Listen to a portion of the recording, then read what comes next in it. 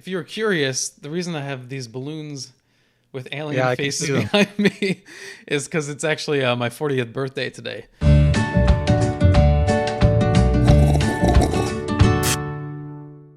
Cheers. Welcome to Coffee and UFOs.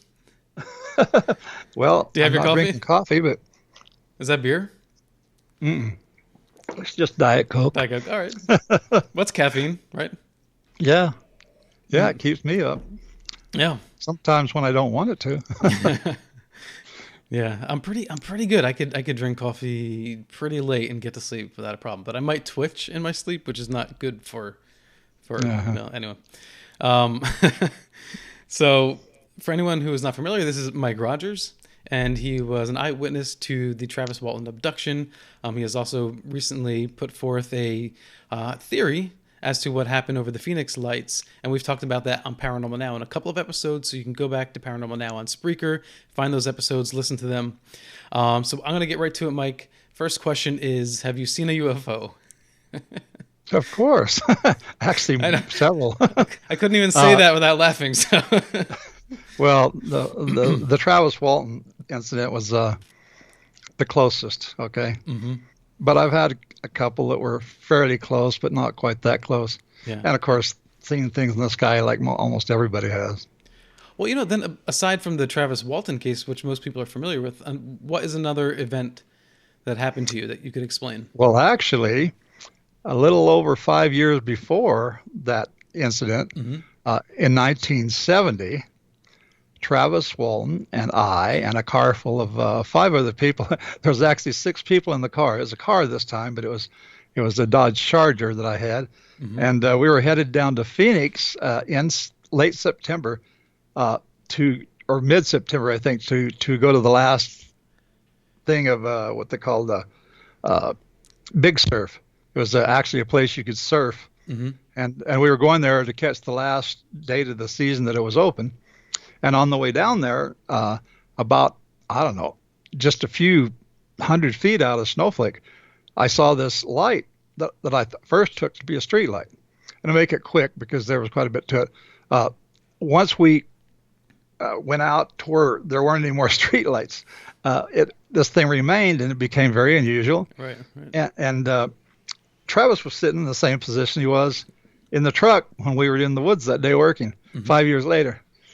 I don't think he's told this story. I think he tries to keep it, under wraps. He doesn't, if somebody brings it up, I'm sure he'd talk about it. But hmm uh, we got up about 10 miles away out of town on a hill, where we could see, and we were 10 miles closer. All of a sudden, we went up the ridge and up on a hill, and this thing was just amazing. It was a sphere, hmm and the top part of it was up still in the clouds.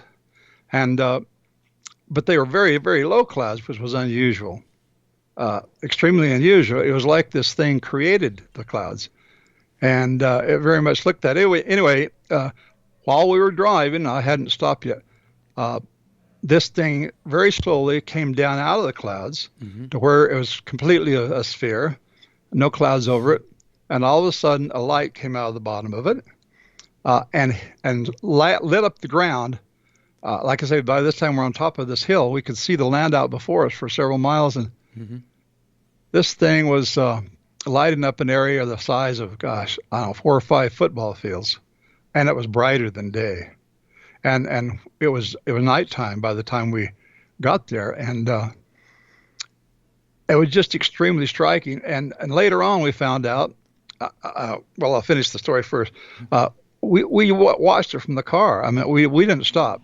We kept going because after a while this light went out, hmm and then this sphere went right back up into the clouds very slowly and disappeared into the clouds. Well, we just kept going, and we never did see it again. And we kind of went slow, kept looking and like that, but it didn't reappear anyway. A few years later, after 1975, matter of fact, it was in 1976. We had gone down to Tonopah, Arizona, to a big UFO convention there, and somebody was there that I knew. It was a bus driver who was right on that hill, hmm and we had passed that bus. but I didn't really pay much attention to it because we were looking at the sphere, and the guy's name was Rue Hunt, and he was there, and he was speaking about that. And the first time I even knew he was there, he was driving a busload of football players back from practice at Snowflake High School, and they stopped and they viewed it. Okay, and their story was exactly the same as ours. And then a few months later, we found two other guys who used to work for me before that, and they had seen it and they had the same story, but they had a different they were on a different angle and everything. And what's funny is that nobody ever reported that to anybody, not to any authority, not to anybody. But there we were at that meeting in Tonopah, and there he was talking all about it, and I have a tape of it. Is there something about Arizona? There seems to be, yes. It's odd, now, right? The next thing that I saw, which I won't go into right now, was up in Utah, actually. Barely into Utah. It was on a forest up there where I was working. Okay. Oh, God, wait, I'll take that back. I wasn't in Utah. Very close to it, but I was on a place called Fire Point on the north rim of the Grand Canyon. Okay. And that was extremely spectacular, but it's very, very complicated and involved. I won't get into it now. But those three things have been just amazing to me. So have I seen a UFO? Yes, I damn sure have. Yeah, and not many people can say they've seen UFOs. No, but I've always been an outdoor person. Yeah. Oh, that's true. Yeah. That could definitely be a factor.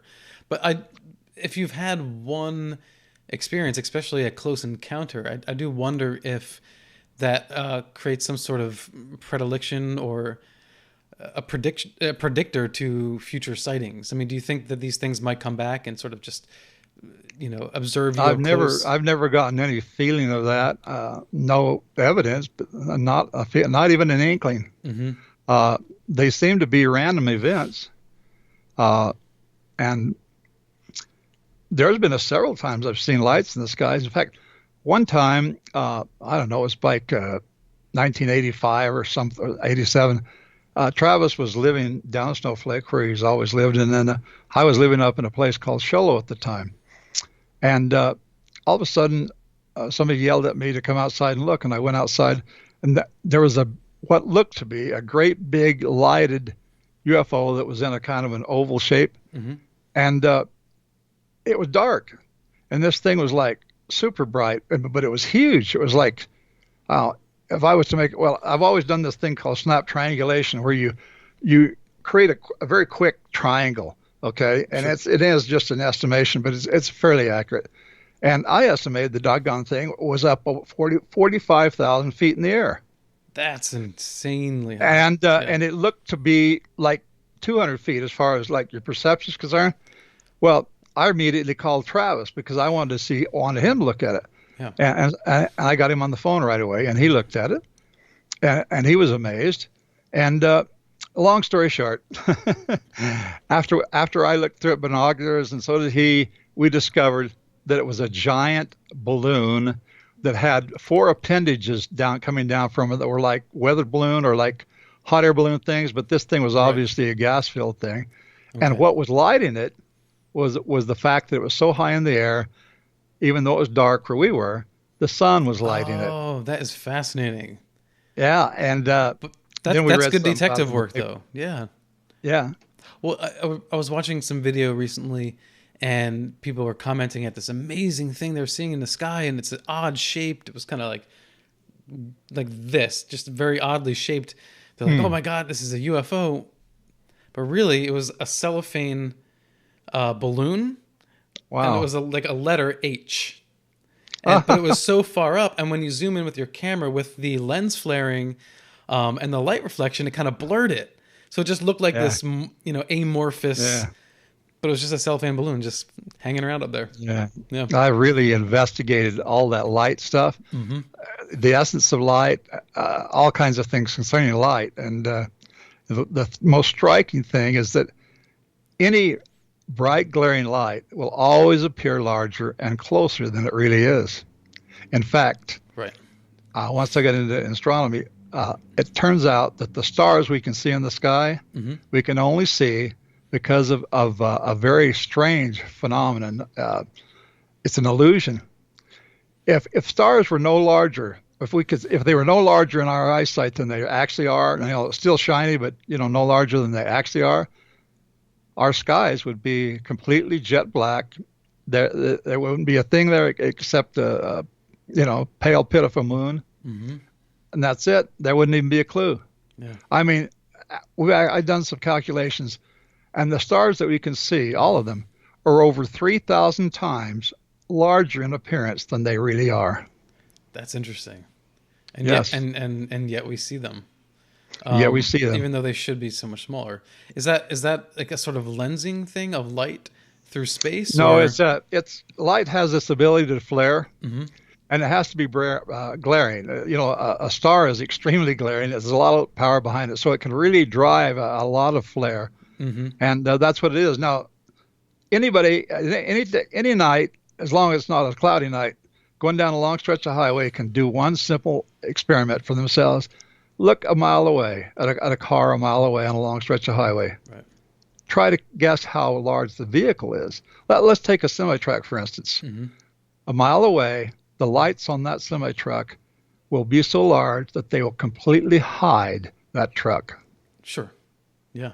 And then some. Yeah. You can put three or four. We've all experienced that too. Yeah. When we're driving at night and there's a car coming to you, it's difficult to tell how far away it actually is. It sure is. Until it gets much, much closer. And sometimes the lights almost appear to stay the same size for a while, right? It's really interesting. I have investigated this, and I've done everything you can imagine to do that.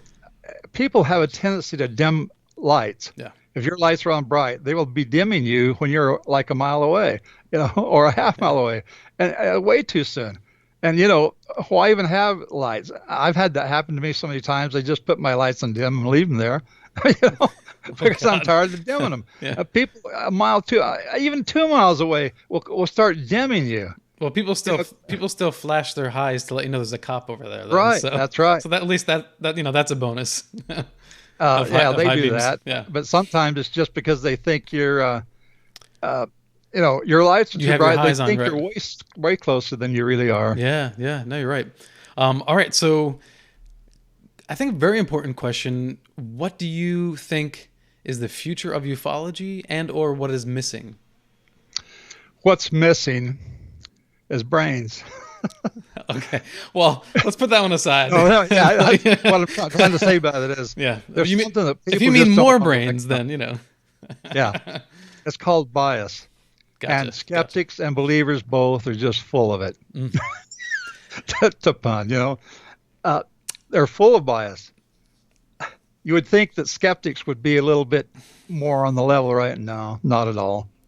The Phoenix lights they discovered were not extraterrestrial. They're extremely terrestrial.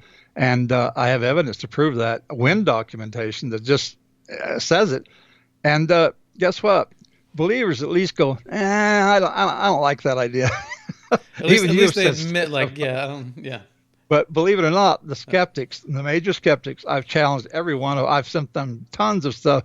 I've challenged. They will not say anything. In fact, only one, Michael Shermer, finally said something.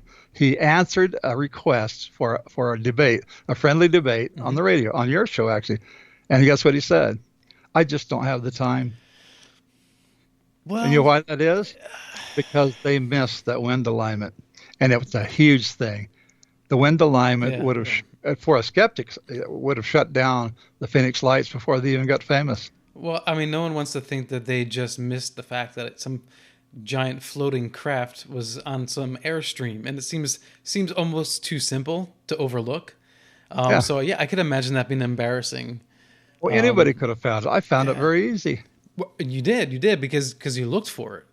You have to kind of think at first, Well, yeah, but I think that, like you said, the skeptics, they're not necessarily looking, No, they're hard. only. But the thing of it is, if it would have been Philip Glass instead of Tony Ortega, he would have found it. Yeah. Okay, because he digs. Tony Ortega is like so egotistical. He's just like, it was airplanes, Shoot. In other words, he just didn't do his job. Right, right. And it's swamp gas, airplanes, seagulls, whatever. Whatever. Hmm. Yeah, it didn't matter whether it was sound or not. It was just a pure deflection.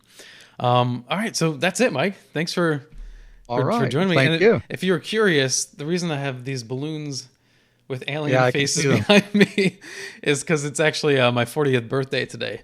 So Oh, it is. yeah, my wife did Well, like happy all these birthday. balloons back here. Thank you, man. 40th birthday. Wow. I remember back. Let's see, that was like, I don't think I can remember back that far. I mean, I can only speak from experience. Even things when I was in my early 20s, late teens. I mean, a lot of stuff just faded away. Like it's hard for me to remember details about certain experiences. Well, I was just kidding. I remember very well. I remember back when I was 2 years old.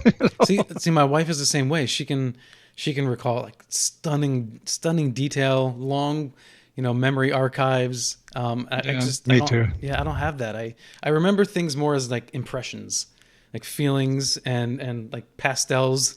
Hmm. It's like more abstract in a way. A lot of things, but the more traumatic experiences, exciting experiences, those I remember in more detail. Yeah. Yeah.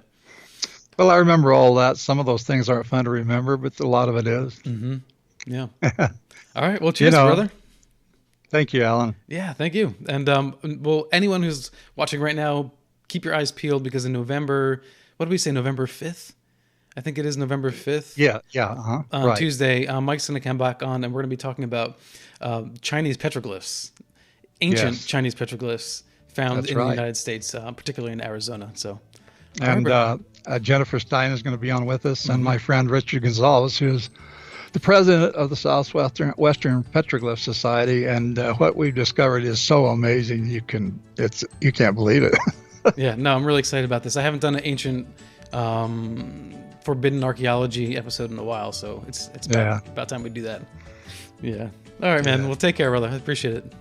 You bet. Thanks, Alan. Thanks again for joining us for another episode of Coffee and UFOs, two of my favorite things. If you want to find out more about us, follow us on social media, but of course, like and subscribe down below if you appreciated today's content. And for more, thanks again for tuning in. Follow me on Instagram @ParanormalNow or on Twitter, @paranormal_now.